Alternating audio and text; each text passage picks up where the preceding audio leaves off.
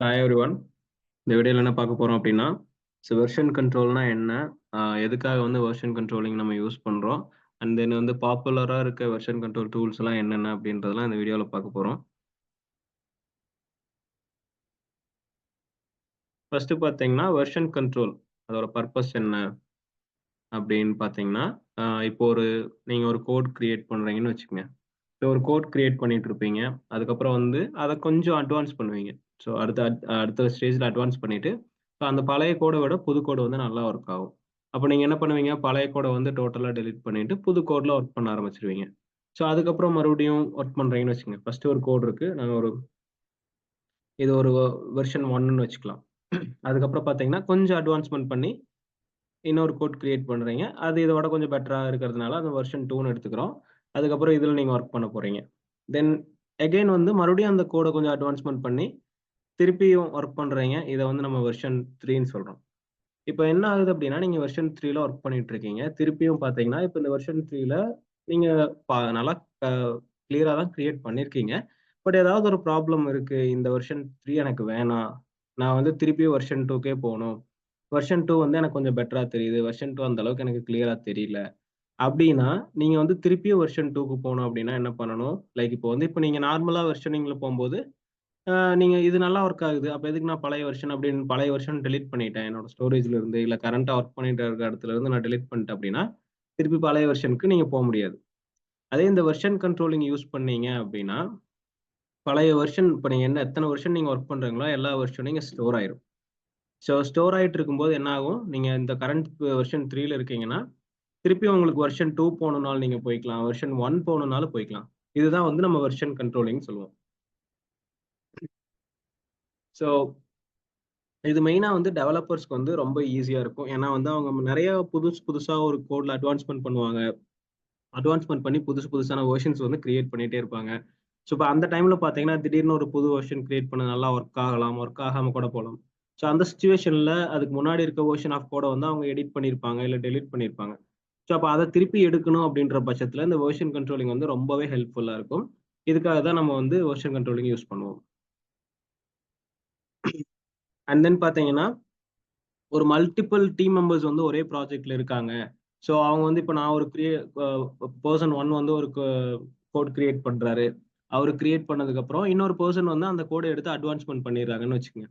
So advancement பண்றாங்க. அதுக்கப்புறம் இன்னொரு பெர்சன் எடுக்குறாங்க. அவங்க வந்து இன்னும் கொஞ்சம் எக்ஸ்ட்ரா ஃபியூச்சர்ஸ் ஆட் பண்ணி அந்த கோட்ல ஆட் பண்றாங்க அப்படின்னா, அதுவும் இங்க வெர்ஷன் கண்ட்ரோலிங்ல பாசிபிள். அதாவது நெறைய பெர்சன்ஸ் வந்து ஒரே கோட்ல ஒர்க் பண்ண முடியும். ஒரே கோட் பேஸ்ல மல்டிபிள் டீம் மெம்பர்ஸ் வந்து ஒர்க் பண்ண முடியும். மல்டிபிள் பெர்சன்ஸ் ஒர்க் பண்ணும்போது ஒருத்தர் கிரியேட் பண்ணது இன்னொருத்தர் அட்வான்ஸ்மென்ட் பண்ண முடியும். இன்னொருத்தர் இன்னும் கொஞ்சம் கோட்ஸ் ஆட் பண்ண முடியும். அவங்க அத வந்து ஆல்டர் பண்ண முடியும். அது எல்லாமே இங்க நடக்கும். ஒண்ணு புதுசா அவங்க பண்ண அத புது புது வெர்ஷனா இங்க ஸ்டோர் ஆயிட்டே இருக்கும். அதனால வந்து ப்ரீவியஸ் வெர்ஷன் யாரு பண்ணாங்க அப்படின்றத செக் பண்ணி திருப்பி அதே வெர்ஷனுக்கு அவங்க வேணும்னா திருப்பி வந்துக்க முடியும். சரிங்களா? இதுதான் வந்து வெர்ஷன் கண்ட்ரோலோட ஸ்பெஷாலிட்டி. தென் பார்த்தீங்கன்னா, மெயினா வெர்ஷன் கண்ட்ரோலோட பிக் அட்வான்டேஜ் என்னன்னா வந்து டேட்டா லாஸ் ஆகாம தடுக்கிறதுக்கு யூஸ் ஆகும். ஏன்னா ஒரு வெர்ஷனையும் நம்ம இங்க வெர்ஷனா சேவ் பண்ணி வச்சுடுறோம். ஒரு சின்ன சேஞ்சஸ் பண்ணாலும் சரி, இல்ல ஒரு கோட கிரியேட் பண்றதுலருந்து எண்ட் வரைக்கும் மல்டிபிள் வெர்ஷன்ஸா அந்த ஒர்க்க கொஞ்சம் முடிக்க நம்ம இங்க வந்து சேவ் பண்ணி வச்சுருவோம். ஸோ அப்போ டேட்டா லாஸ் அப்படின்ற பேச்சுக்கே இங்க இடமில்ல. டேட்டா லாஸ் ஆகாம தடுக்கிறதுக்கு ரொம்ப இது ஹெல்ப்ஃபுல்லா இருக்கும் version controlling. So previous versions போம்போது அந்த டேட்டா எதுவுமே லாஸ் ஆகாது.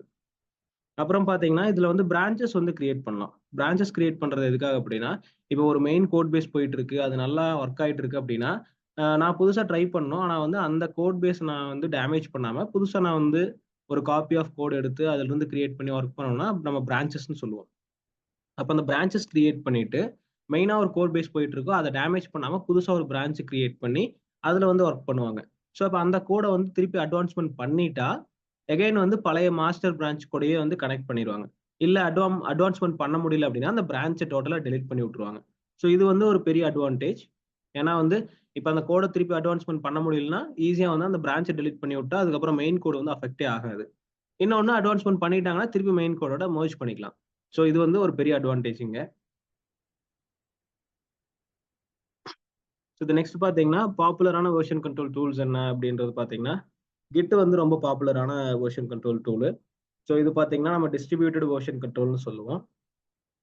இது வந்து ரொம்ப ஃபாஸ்டா இருக்கும், ஃப்ளெக்சிபிள், யூஸ் பண்றதுக்கு ரொம்ப ஃப்ளெக்சிபிளா இருக்கும். அண்ட் தென் வந்து நான் சொன்ன மாதிரி பிரான்ச்சிங் ஆப்ஷன் இங்க இருக்கு. ஸோ நல்லா ஸ்பீடாவும் இருக்கும், ஃப்ளெக்சிபிலிட்டியா யூஸ் பண்ணிக்கலாம். பிரான்ச்சிங் ஆப்ஷன்ஸ் இருக்கிறதுனால புதுசா ஏதாவது கோட் ட்ரை பண்ணணும்னா ஒரு பிரான்ச் கிரியேட் பண்ணி ட்ரை பண்ணலாம். வேணான்ற பட்சத்துல அந்த பிரான்ச்சை வந்து டிலீட் பண்ணி விட்டுறலாம். சரிங்களா? இதனால வந்து கிட் வந்து ரொம்ப யூஸ்ஃபுல்லா இருக்கும். இது வந்து ஒரு distributed version controlling system. Distributed version controlling system அப்படின்னா என்ன சொல்லுவோம்னா, அதாவது வந்து இங்க உங்களுக்கு வந்து 2 ரெபாசிட்டரிஸ் இருக்கும். ரெபாசிட்டரிஸ்னா என்ன? டேட்டாவ ஸ்டோர் பண்ணி வைக்கிற பிளேஸ்க்கு பேர் தான் ரெபாசிட்டரிஸ்ன்னு சொல்லுவோம். இங்க வந்து பார்த்தீங்கன்னா, லோக்கல் ரெபாசிட்டரியும் இருக்கும். லோக்கல் ரெபாசிட்டரி மீன்ஸ் நம்ம சிஸ்டம்ல, இப்ப என்னோட சிஸ்டம்ல வந்து ஒரு ரெபாசிட்டரி கிரியேட் பண்றேன்னா, அது வந்து லோக்கல் ரெபாசிட்டரி.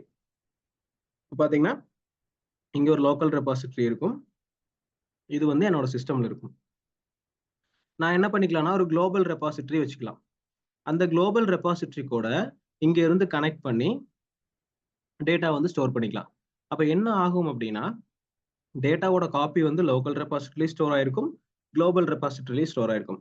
குளோபல் ரெபாசிட்டரின்னு சொல்லும்போது பார்த்தீங்கன்னா, அது இன்டர்நெட்ல சம்வேர் வந்து ஒரு டேட்டாபேஸ்ல ஸ்டோர் பண்ணி வைப்பாங்க. ஸோ இது வந்து கிளவுட்லயோ இல்ல டேட்டாபேஸ்லயோ ஸ்டோர் பண்ணி வைப்பாங்க. இது வந்து இன்டர்நெட்ல இருக்கும். இது வந்து குளோபல் ரெபாசிட்டரி. ஸோ ஒரு வேளை வந்து ஏதாவது சர்வர் கிராஷ் ஆகுது, ஏதாவது ஆகி இந்த குளோபல் ரெபாசிட்டரி டேமேஜ் ஆகி டேட்டா ஃபுல்லா லாஸ் ஆயிட்டா கூட, லோக்கல் ரெபாசிட்டரில ஒரு காப்பி இங்க வெர்ஷனா வந்து சேவ்ல இருக்கும். சரிங்களா? இதுல லோக்கல் ரெபாசிட்டரி டெலீட் ஆயிருச்சு அப்படின்னா, நீங்க குளோபல் ரெபாசிட்டரில இருந்து எடுத்துக்கலாம். இதுதான் வந்து டிஸ்ட்ரிபியூட்டட் வெர்ஷன் கண்ட்ரோல் சொல்லுவோம். டிஸ்ட்ரிபியூட்டட் வெர்ஷன் கண்ட்ரோலோட அட்வான்டேஜே இதுதான்.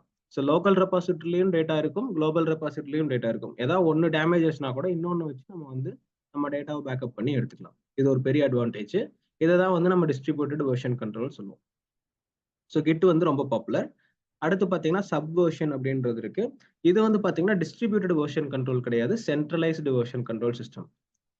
So centralised version control system ஒரு சின்ன டீமுக்கு, சின்ன ப்ராஜெக்ட்ஸ்க்குலாம் இது ஒர்க் ஆகும் அப்படின்னு சொல்றாங்க.